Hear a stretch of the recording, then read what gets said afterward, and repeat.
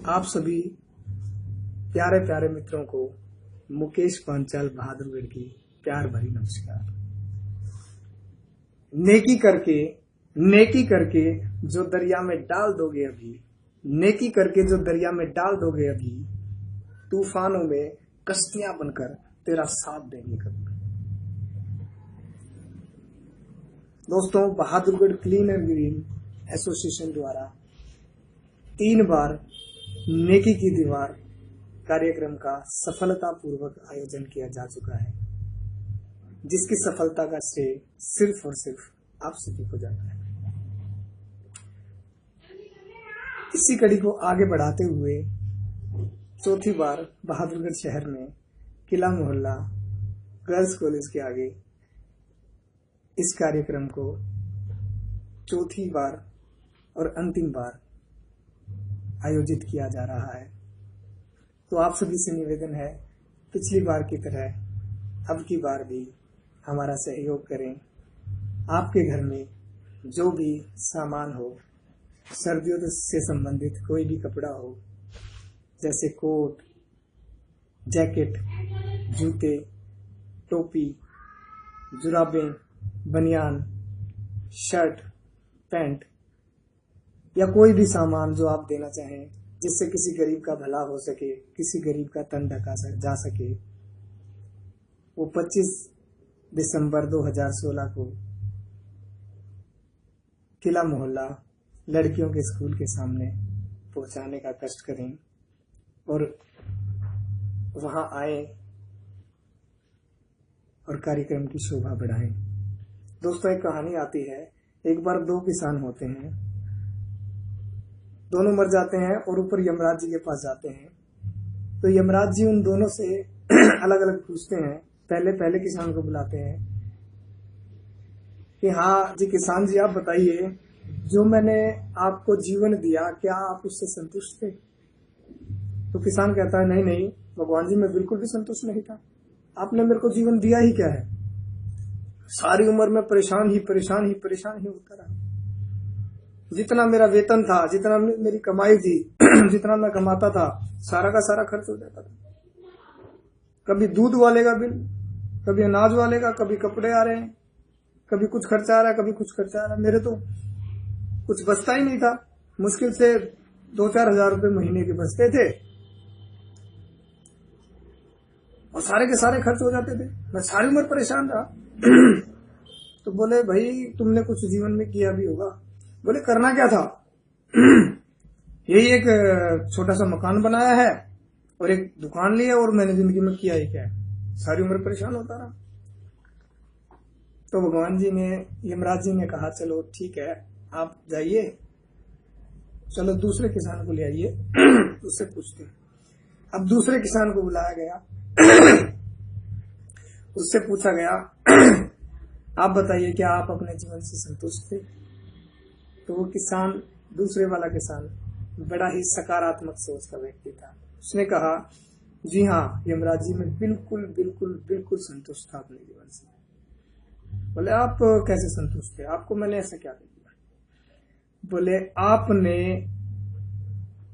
तो मेरे को इतना अच्छा जीवन दिया कि मैं अपने जीवन में शुरू से लेके आखिर तक एक भी दिन ऐसा नहीं गया जिस दिन मैं भूखा सोया। जीवन के हर एक दिन मेरा पेट भरा है, मैं संतुष्टि से सोया।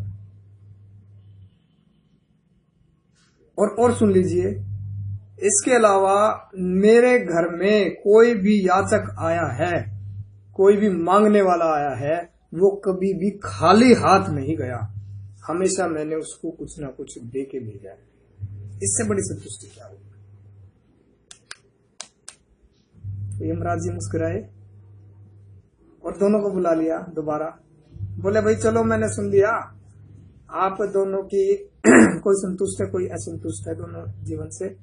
बाकी अब मैं आपसे ये पूछता हूं कि आगे बताइए, आप आगे कैसा जीवन चाहते हैं? तो पहले से पूछा गया, तो पहले ने बताया कि यमराज जी, मैं तो बिल्कुल परेशान था, खर्चे ही खर्चे आते रहे, मेरे जीवन में, अब की बार मेरे को ऐसा जीवन दे दो कि मेरे पास सिर्फ और सिर्फ आने का रास्ता हो, जाने का रास्ता ही ना हो, एक भी ऐसा खर्चा ना हो कि मेरे को बहुत ज्यादा खर्चे करने पड़े, बस आए जाए लोग मेरे को देते रहे।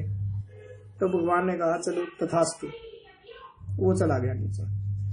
अब दूसरे से पूछा गया कि आप बताइए आप कैसा जीवन चाहते हैं।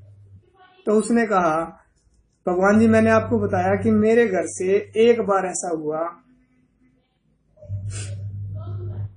हाँ मैं बताना भूल गया। वैसे तो मैं अपनी जिंदगी से पूरी तरह संतुष्ट था, लेकिन एक मलाल मेरे को रह गया था कि मेरे घर में एक बार एक दरिद्र मांगने आया और मैं उसको संतुष्ट नहीं कर पाया। मेरे घर में पर्याप्त भोजन नहीं था, मैं उसको भोजन नहीं करा पाया। ये मेरे को मलाल रहा।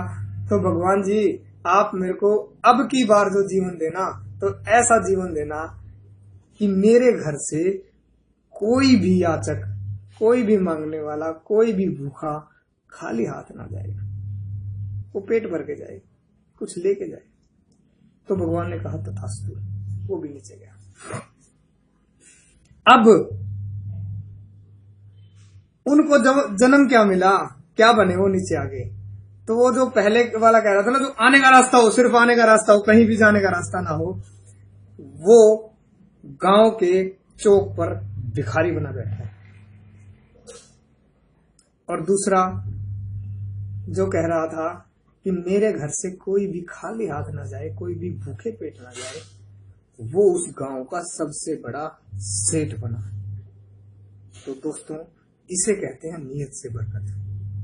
किसी ने सच ही कहा है, मांग कर या लूट कर खाने वाले का कभी पेट भर नहीं सकता, और बांट के खाने वाला कभी भूखा मर नहीं सकता, कभी भूखा मर नहीं सकता।